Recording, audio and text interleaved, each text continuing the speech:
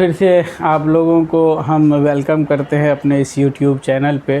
तो आज जो हम बात करने जा रहे हैं वो बात करेंगे पार्ट्स ऑफ स्पीच के बारे में। ये हमारा ग्रामेटिकल पोर्शन है कि इंग्लिश स्पीकिंग के लिए आपको या फिर इंग्लिश राइटिंग के लिए या फिर किसी भी ग्रामर के लिए पार्ट ऑफ स्पीच का जानकारी होना बहुत ही ज़्यादा ज़रूरी है। तो हम आज चर्चा करेंगे आपको पार्ट ऑफ स्पीच के बारे में। आप हमारे साथ बने रहिए और अंत तक देखिए।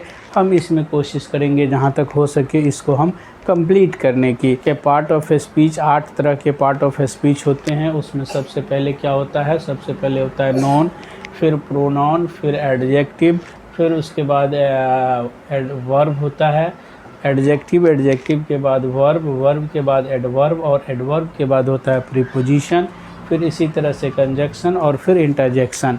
तो इसमें जो है आपको फॉर इंग्लिश स्पीकिंग के लिए हम इसमें पूरे डिटेल सबका नहीं जाएंगे, बल्कि मोटी मोटी जो बातें हैं आपको जिससे जो है समझ में आ जाए और फिर उसका यूज़ कैसे होता है, तो हम कोशिश करेंगे इसमें जो है इसको कंप्लीट करने की।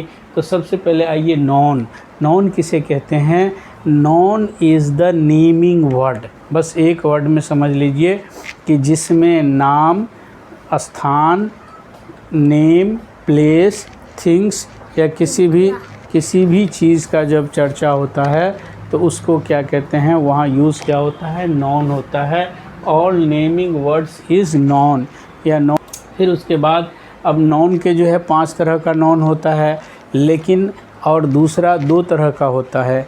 एक होता है काउंटेबल नॉन और एक होता है अनकाउंटेबल नॉन। काउंटेबल नॉन उसको कहते हैं जिसको गिना जा सकता हो, अनकाउंटेबल नॉन उसको कहते हैं जिसको गिना नहीं जा सकता हो। फिर उसके बाद आता है प्रोनाउन। प्रोनाउन कहते हैं कि नॉन के बदले में जिसका यूज़ किया जाए उसको प्रोनाउन कहते हैं। जैसे राम इज़ ए बॉय, तो राम क्या हो जाएगा, नॉन हो जाएगा। ही इज़ वेरी इंटेलिजेंट, तो पहले बार में हमने यूज़ किया राम और ये नॉन हो गया, और फिर दूसरी बार यूज़ किया ही, ये प्रोनाउन हो गया। यानी नॉन के बदले में जो यूज़ हुआ उसको क्या कहते हैं, हम प्रोनाउन कहते हैं। और फिर उसके बाद बात आती है एडजेक्टिव।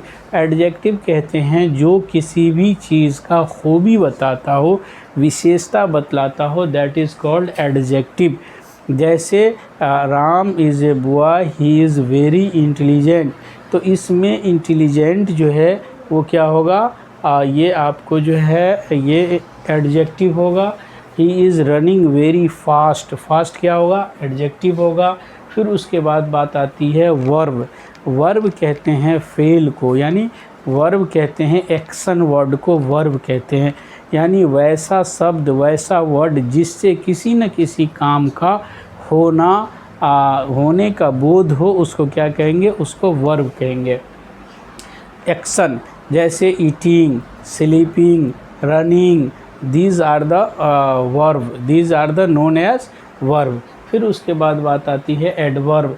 अब एडवर्ब कहते हैं क्रिया विशेषण, यानी जो वर्ब का विशेषता बतलाता हो उसको क्या कहेंगे, हम एडवर्ब कहेंगे।